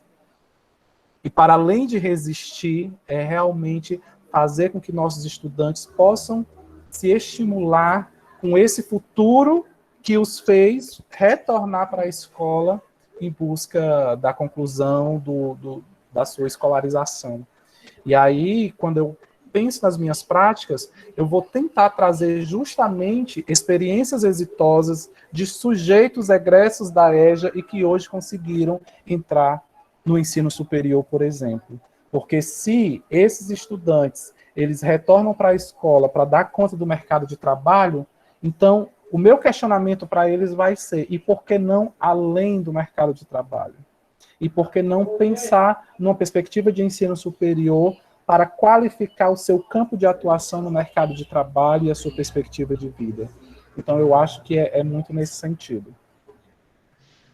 Legal, muito legal. Depois vamos conversar sobre pesquisa aí no seu município. Agora, professora Carolina, professor Anderson, tem até a professora Liliana, eu vou incluir aí nessa rede de reflexão aqui, nossa, que é o seguinte: tem uma questão que eu acho que é um tanto cruel, né, que a gente passa dentro das políticas de educação, que são os indicadores de gestão. A professora Carolina também deve vivenciar isso lá no Maranhão, que muitos diretores de escola, né, por conta desses indicadores, tem uma questão cruel que passa entre os indicadores, que é a evasão, muito bem colocado pelo professor Anderson, e que a evasão incide também sobre, o indicador evasão incide também sobre a EJA. Na prática, professora Carolina, o que eu quero dizer? Que os diretores de escola, para abrirem turmas de EJA, eles precisam ter um mínimo, mas é um mínimo contando com um percentual que não vá comprometer os resultados da escola. A gente sabe que a educação de jovens adultos, a evasão é muito alta, né? Por conta de uma série de motivos, ela é alta. E se eu abro uma turma com 20 alunos e essa turma ela finaliza com 10, com 8 alunos, eu comprometo meu indicador de qualidade na gestão e, mais ainda, eu comprometo a minha pessoa profissional enquanto gestor. Ou seja, eu posso sair da gestão, eu posso deixar de ser diretor de escola porque a minha nota foi lá embaixo, né? E aí, quando eu digo jogo cruel, porque, assim, até que ponto a EJA, né, ela tem de fazer parte desse pacote, porque a gente está falando de vidas que não são as mesmas vidas da criança, do jovem, adolescente, que, né, que tem todos os outros fatores que contribuem para a permanência dele. E essa é uma situação, professora, que nos coloca, por exemplo, a pensar que o diretor, né, nós tivemos casos de diretores que conseguiram 18 alunos, a meta era 20. E aí, o que fez? Não abriu. 18 vidas deixaram de voltar a estudar. Quando não, a gente espera que a gente consiga, por exemplo, escolas mais bem localizadas, né, que estão na beira da estrada, como a gente tem no maciço, que a gente consiga aí pelo menos 50 matriculados. Eu estou dizendo isso, professora, e quem está me ouvindo, eu trabalho com estágio em EJA. Então, eu preciso ir lá na porta da escola, conversar com o diretor e poder inserir os estudantes, né, em estágio. Então, o diretor, ele precisa viver, precisa sobreviver, e esses cálculos todos são feitos, então ele quer que abra com 50 alunos, mas torna-se inviável quando a gente vê que a realidade é outra, né? Eu sei que a gente está discutindo jovem, que é muito precoce ainda, mas dentro da realidade, no todo, essa questão do indicador, né, fruto desse sistema todo que a gente vive, que controla, que promove ou que exonera, né, coloca o diretor da escola, a equipe gestora, em uma situação muito delicada. Né? E aí, enfim, por conta de tudo isso, é uma discussão que a gente precisa também fazer, porque em meio a todas essas questões, né, que tanto nos interessa, né, ela tem aí algo de muito cruel, né, nessa realidade toda. E aí, professora Carolina, talvez uma pergunta de Enem, não é nem mais de vestibular, porque eu sou do tempo lá do vestibular, agora é do Enem. tem diferença? A sua pesquisa é muito recente, mas já consegue visualizar uma diferença do jovem da sua pesquisa com o jovem de hoje? De pleno 2020, talvez até março de 2020, esse jovem era o mesmo, ainda é o mesmo? Que diferença Ainda é o abrupta, mesmo, Luiz. que avanços a gente consegue já perceber ou não, né? Ainda é o mesmo, como você falou, essa dinâmica de definir se uma turma passa a existir ou não, né, tem diminuído a matrícula, diminuindo o número de turmas drasticamente. E isso acaba fazendo com que esses alunos não se desloquem para outras comunidades, porque aí vem a questão da vulnerabilidade. Ele vai ter que atravessar andar 2, 3 quilômetros para chegar numa escola que atenda, e nesse percurso que pode acontecer com ele. Então, é algo suficiente para fazer com que ele peite e vá estudar, né? Então, assim, a gente continua com essa defasagem cada vez mais, né? Isso é preocupante, porque a gente tem pessoas que precisam estudar, e isso é uma situação muito complexa, né, da gente pensar. E aí a escola hoje, ela não tem se feito numa perspectiva, assim, humana, né, pensando naquele público, naquela comunidade que precisa da escola. Então, se você pensar em zona rural, ainda por cima, tive a oportunidade de trabalhar em zona rural, as salas começavam, vamos matricular 60, não, mas não cabe, só tem 40 carteiras, não, mas não vai vir 60 todo dia, não precisa te preocupar, sabe? Então, e o aluno vai abandonando, e chegava no final do ano com 12, com 14, aquela turma que tinha 60 inicialmente. E aí, é uma série de fatores que faz com que essa evasão aconteça, como eu já falei, né? São aluno que muda de endereço, aluno que arranja emprego, aluno que, aqui, não sei aí nas localidades de vocês, mas, por exemplo, período de eleição, aluno não vai para a escola, porque ele vai para as carreatas, caminhadas, vai para ficar balançando a bandeira nas rotatórias por R$50, por R$40, por R$30. Aqui também, por exemplo, período de festividades juninas, muitos alunos vão embora e não voltam mais, porque tem as danças de Bumba Meu Boi e tudo mais, eles acompanham o mês inteiro as festividades, e quando ele volta, não tem espaço para ele, né?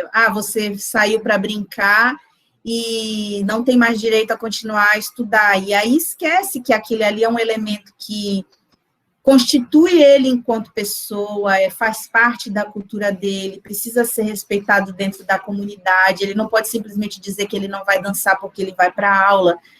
São muitas contradições ali, e diz respeito às próprias diversidades que tem dentro da sala de aula, dentro da escola, como um espaço de formação, que precisa acolher e agregar, e não, sabe, isolar e excluir. Então, é muito difícil, né?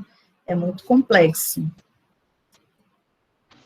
Anderson, eu tinha colocado aqui para a gente pensar a respeito das expectativas, mas eu vou deixar essa pergunta na gaveta. Você consegue complementar o que a professora Carolina está colocando a respeito ainda desses jovens?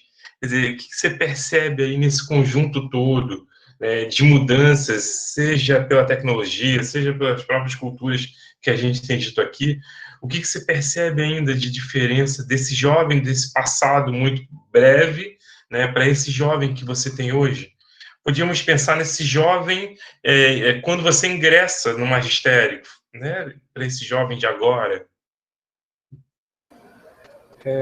Na verdade, a minha percepção é mais voltada para a área tecnológica. Nós temos um jovem que vive constantemente nas redes sociais, mas nós temos esse mesmo jovem que, quando foi colocado, né, foi imposto para todos nós esse modelo de aulas síncronas e assíncronas, né? Utilizando o Meet, utilizando outras plataformas de apoio a esse processo para minimizar os impactos, né? Eu acho que isso é importante, né? A gente não vai conseguir eliminar os impactos, a gente vai tentar minimizar, né? E aí, esse mesmo jovem, né, que está nas redes sociais, é um jovem que apresenta muitas dificuldades, e isso quando ele tem, né, o aparelho e o acesso à internet, de poder aderir a esse novo processo educacional que a pandemia tem nos colocado. E mais do que isso, ele consegue se concentrar nas redes sociais, e aí a dificuldade é tremenda, grande, ao tentar se concentrar em aulas agora no formato síncrono, né? E aí, para a matemática, mais uma vez, não posso deixar de dizer que complica ainda mais, né? Porque mesmo que a gente tenha uma perspectiva de educação matemática, que é uma vertente dessa área, e que ela vai estar mais preocupada com o processo de ensino e aprendizagem do que as técnicas e teorias específicas da área de exatas, né? Ela vai se dificultar o processo, muito mesmo. E, embora você traga temáticas, né, que realmente possam dialogar com a realidade desses jovens, então a dificuldade tem sido ampliada nesse processo. E aí, mesmo com essa escolha de conteúdos essenciais nesse momento, tentando trabalhar a concentração, tentando estimular esses estudantes para que se mantenham nesse processo para resultados, porque, querendo ou não, é isso, né, que se é cobrado, os resultados, para que a gente possa garantir que esse estudante vai poder finalizar o seu processo formativo de escolarização.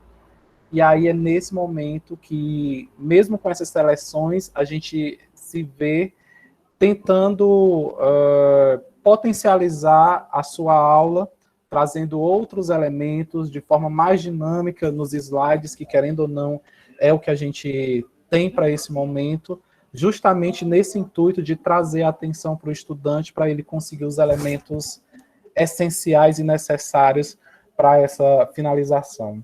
Então, eu acho que é esse aspecto tecnológico que eu gostaria apenas de acentuar, e aí que a professora Carolina trouxe, contribuindo em outras vertentes. Tá certo. Bom, estamos quase chegando ao final, né? Praticamente ao final. Pode falar, professora, pode falar. Eu só fazer um acréscimo, porque eu fui dar uma olhada no chat aqui, e assim, eu fico muito feliz, porque eu acredito que tem uma professora da escola onde eu realizei a pesquisa do mestrado, né? E ela colocou assim: em nossa escola, estamos fazendo aulas remotas e atividades impressas para os alunos que não têm condições de participar das aulas online. Tiramos dúvidas de forma individual e através de telefonemas quando o aluno tem dúvidas sobre alguma questão das atividades impressas. Enfim, fazendo todo o possível para manter o aluno na escola. E aí, assim, eu vou voltar. E aí, Isa, muito obrigada pela participação e pela contribuição, porque eu já estou distante da escola já desde 2016, que foi quando terminou a pesquisa, mas eu retomo aquela fala inicial, que é o compromisso do professor, né? Quando ele gosta da educação de jovens e adultos, seja lá na ponta para quem está exercendo a docência, ou seja, para quem está fazendo a pesquisa, a gente mergulha de cabeça mesmo e não mede sacrifícios. Acredito que esse acompanhamento, esse contato ali individual, você está falando, está motivando o aluno a não desistir. E são essas pequenas iniciativas que fazem a diferença e deixam a gente otimista. E a história da esperança, né? De que se várias pessoas estiverem pensando localmente dessa mesma forma, a gente consegue a continuidade das atividades. Lógico que a gente vai ter um árduo trabalho pela frente, mas a EJA não vai acabar, porque enquanto houver pessoas que precisam estudar, pessoas adultas que não concluíram os seus estudos, a educação de jovens e adultos ela vai resistir e existir, né? Então, é um processo que não era, a EJA era para ela ter data para começar e terminar, todo mundo se alfabetizou, todo mundo se escolarizou, não precisava mais existir, mas enquanto existir, e ainda existe, a EJA resiste. Deixa eu só fazer um adendo também, professor. Eu acho que eu falei tanto no elemento tecnologia, né, que talvez tenha dado a entender, né, que a gente também não trabalha com a questão de atividades impressas, né, material impresso. Realmente é um movimento das escolas, né, isso também acontece na educação de jovens e adultos. Temos comitivas de professores e gestores, né, que vão nas localidades fazer os bloquinhos, e ver como é que a gente pode apoiar, se de repente, por ligações, e aí a gente tem tentado ao máximo otimizar essa minimização de impactos, viu? É isso. Pois eu já quero de antemão agradecer, né, e dizer assim, né, o quanto eu sei que os professores, né, e é bom deixar registrado, né, o árduo trabalho que os professores têm realizado, sim, né, o bonito trabalho, a insistência, né, em garantir o mínimo, né, dentro das condições, né, que hoje estamos vivendo com a pandemia. Isso é muito importante, acho que é o valor que a gente precisa dar, sim, né, essa educação. Mas eu dizia isso também numa aula que eu participei para uma outra faculdade, até de onde eu vim, né, no Rio, em que o melhor seria que nós não precisássemos discutir educação de jovens adultos, né? Se nós pudéssemos ter uma sociedade escolarizada, né, a ponto de a gente não precisar discutir, por exemplo, o que o Plano Nacional hoje estabelece, né, que é erradicar o analfabetismo e reduzir o analfabetismo funcional. Né? Então, a gente está gerando aí uma outra condição diferenciada que nos compromete em termos de escolarização, alfabetização, de desenvolvimento de uma sociedade que pensa e que pensa sozinha, né? Não precisa pensar com a imposição de outros. Então, assim, eu vou fazer a minha última questão, talvez não esteja no script, mas a professora Kaline e o professor Anderson pensarem.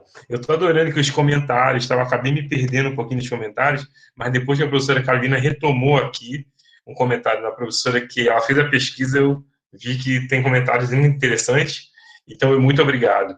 Mas, professora Kalina e professor Anderson, para a gente finalizar, afinal, quais as expectativas de vocês? Professora Kalina, qual a sua expectativa em termos, seja de pesquisa, seja na própria esperança aí dessa educação de jovens e adultos? O que a senhora tem aí de perspectiva para esse futuro que, enfim, tanto de um trabalho tão belo, né, que não iniciou, que na verdade está sendo dado continuidade, e o que a senhora tem a nos falar? E depois eu passo para o Anderson, para a gente finalizar, tá, gente? Então, quem tiver alguma questão, pode colocar ainda aí, que dá tempo. Vamos lá, professora. Bom, vamos lá. A minha esperança é uma, a minha expectativa é outra.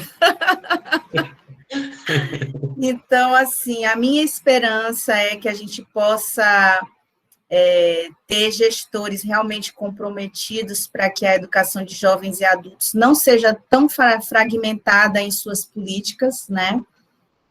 A gente vê também que essa descontinuidade e essa fragmentação nas políticas de EJA tem também prejudicado muito para que ela chegue com qualidade a todos que realmente precisam.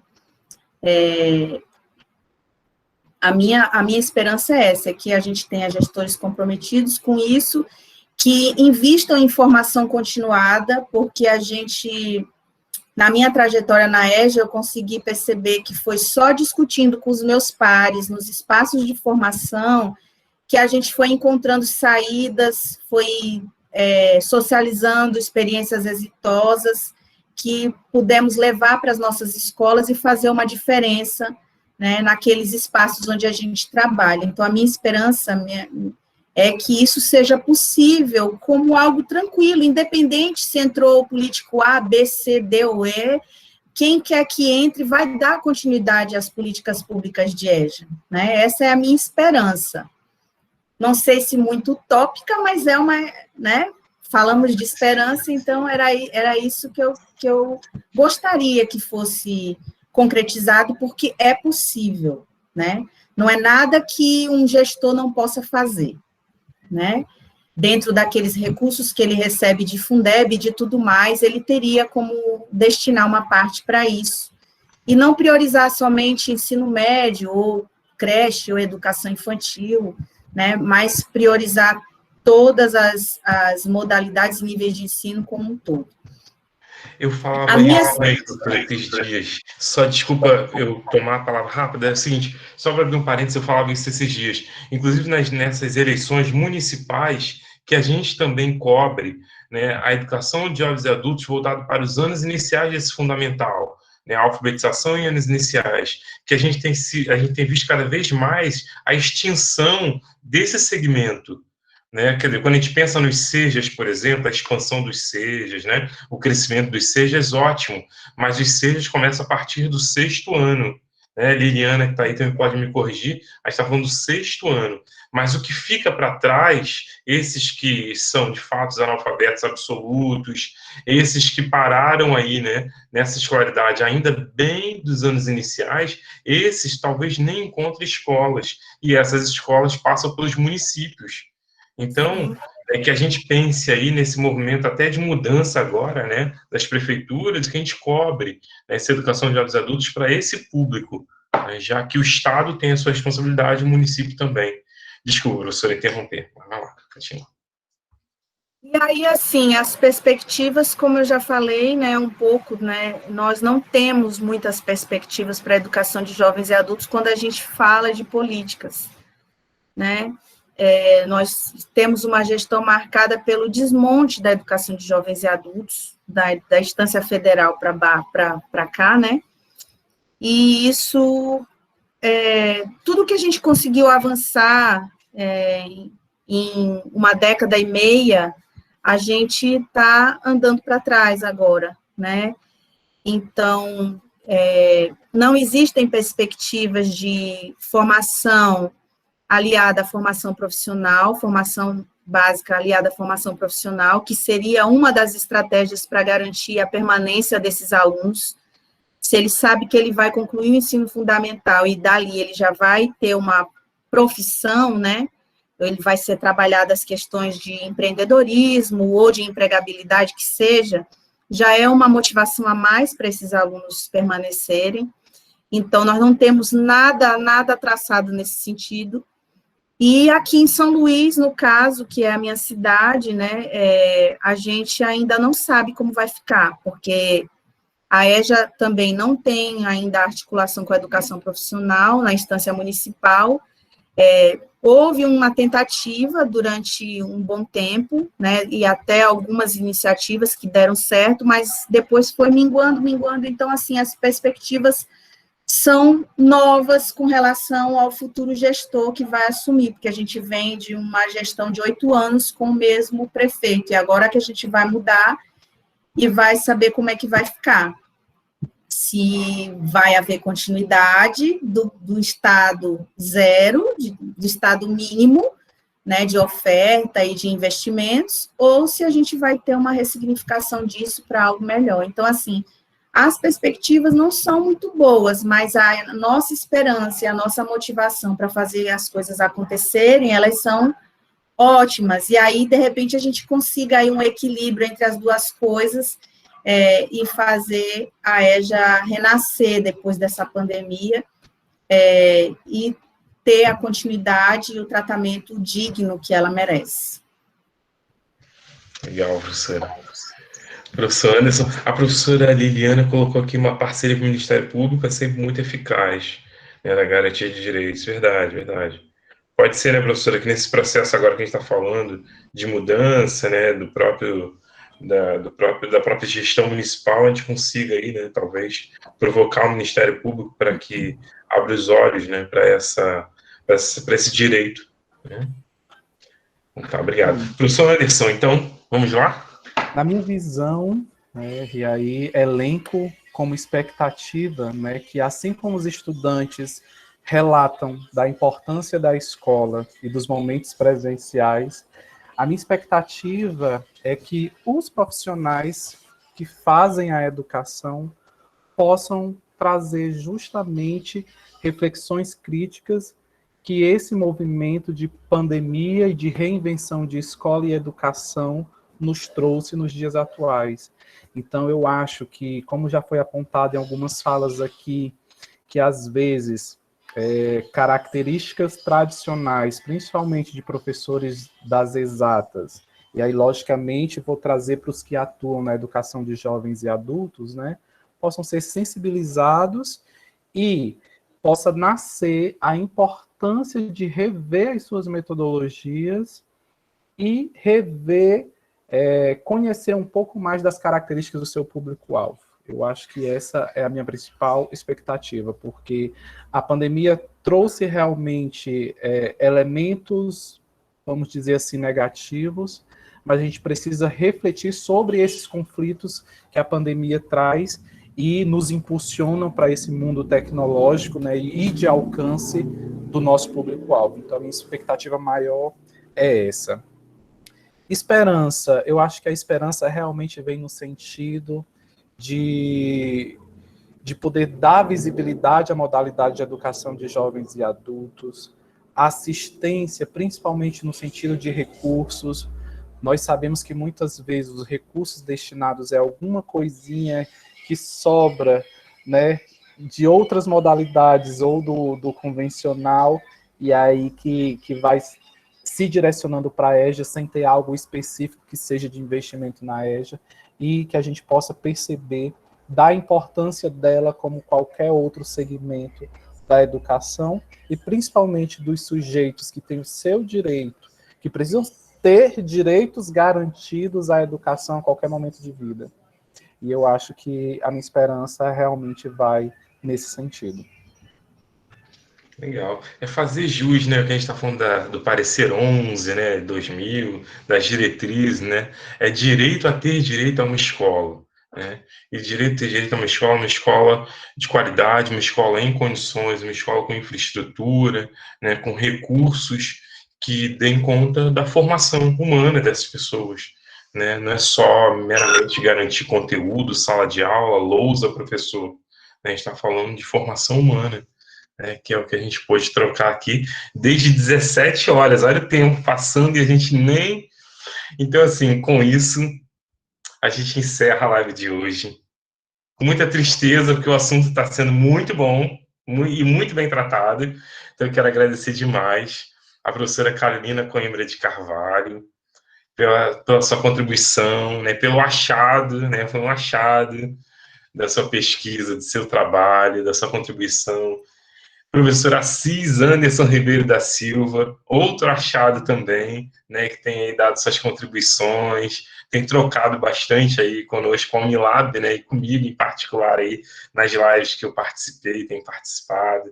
Então, agradecer demais, né, a participação do Brasil, né, já não vou nem mais falar de um estado só, agora estou falando de Brasil e de África, porque o professor Geraldo teve que se ausentar, até por causa da diferença do fuso horário, né, é muito cansativo, e eu imagino também que ele colocou isso para mim, a ausência dele, mas agradecer aí, olha, eu vou tentar narrar alguns estados. O Rio de Janeiro, né, eu estou lá porque o Rio de Janeiro está junto sempre aí. Piauí, né, o Piauí, então, a professora Isabel Orquiz hoje, né, além dela, trouxe aí a carreata, a professora Maria do Socorro também está aí.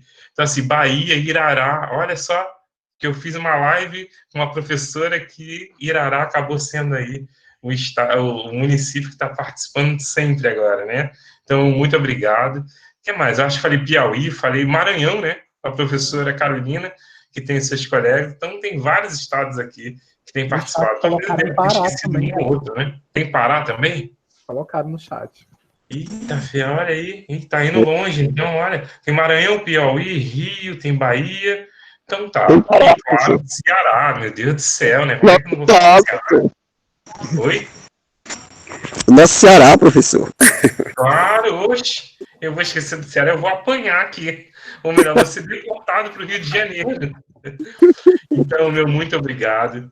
Né, dizer que se hoje a gente falou dos jovens, já fica comercial. Semana que vem a gente vai falar dos idosos na EJA. Né? Então, a gente ainda tem aí uma rica contribuição, né, a dar para quem pesquisa, para quem né, produz conhecimento, quem quer conhecer mais sobre a EJA.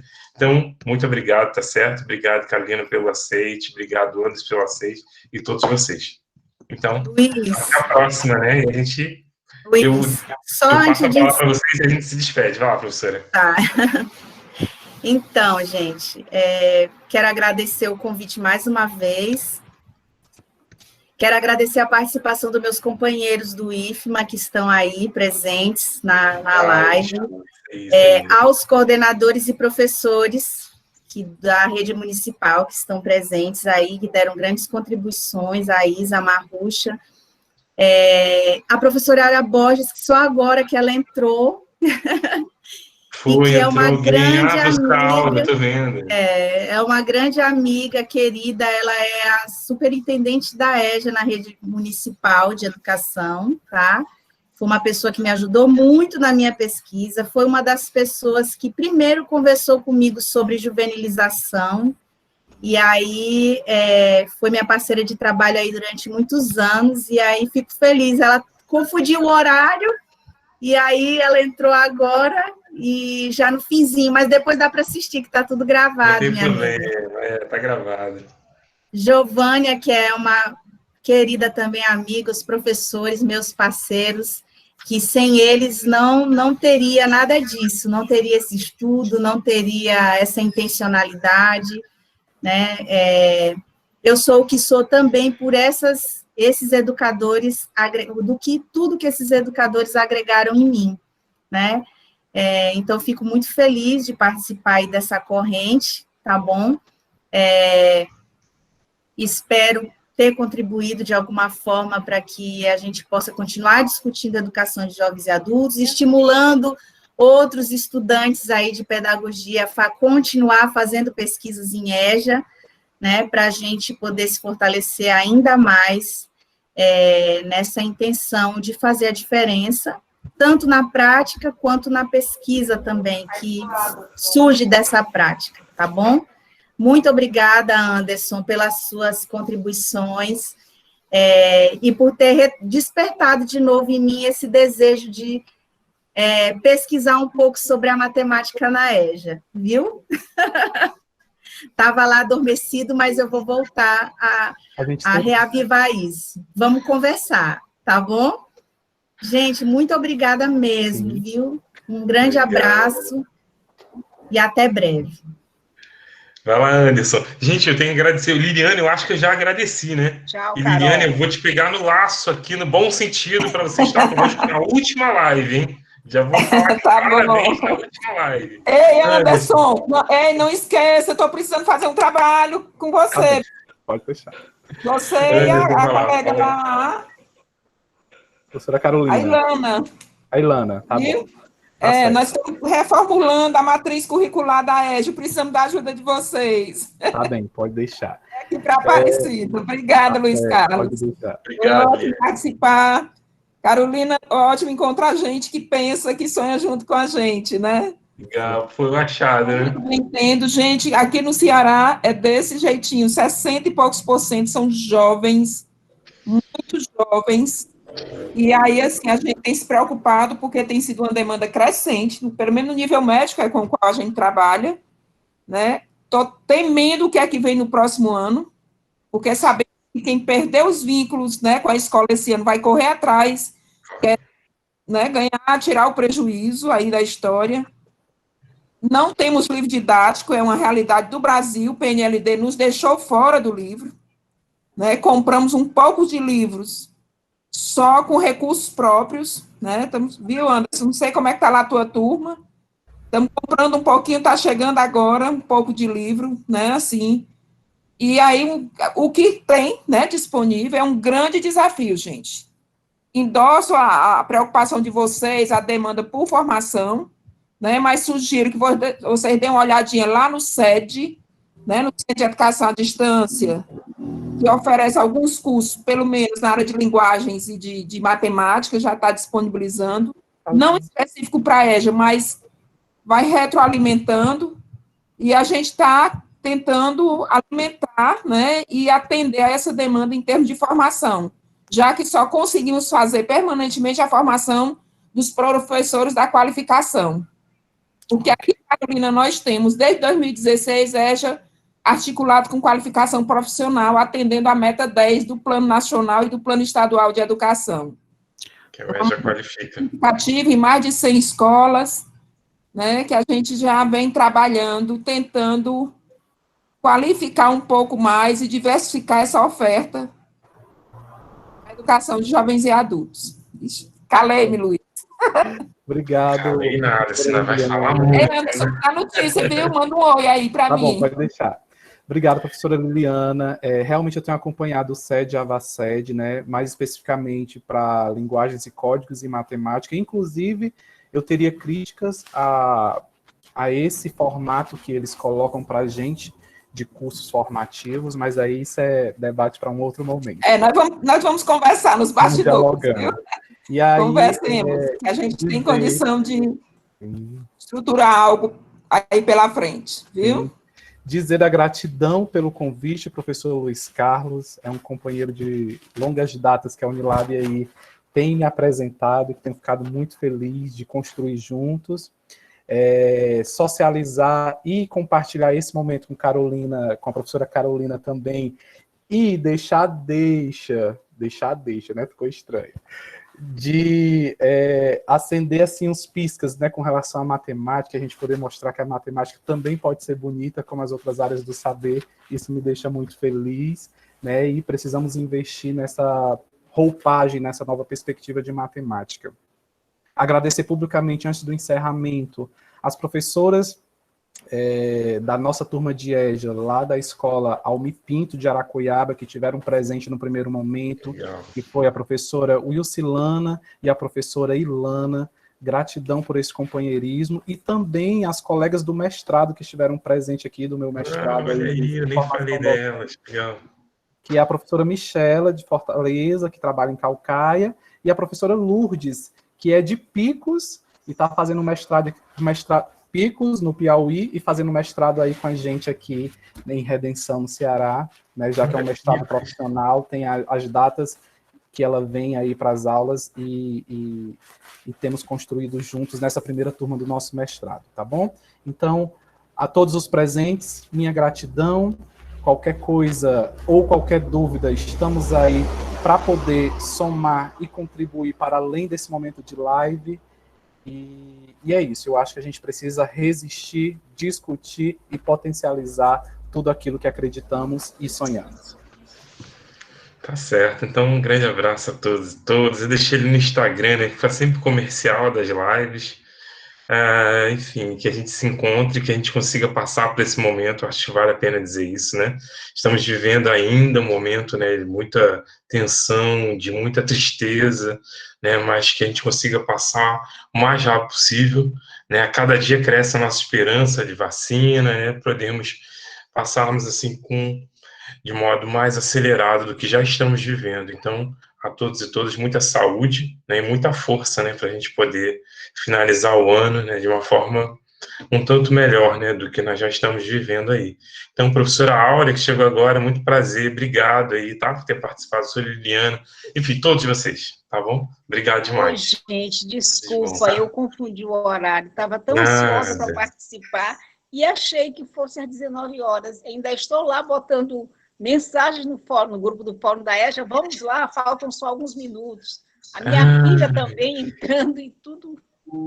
Desculpa, mas eu tenho certeza que... Ó, já fica para a próxima. Na semana que vem eu já vou anunciar seu nome lá participando aqui, tá bom? Ah, que bom, mas é isso. E que a gente continue firme nessa nossa luta, né? Que é uma luta grande. E do jeito que está o nosso país, mais necessidade temos, né?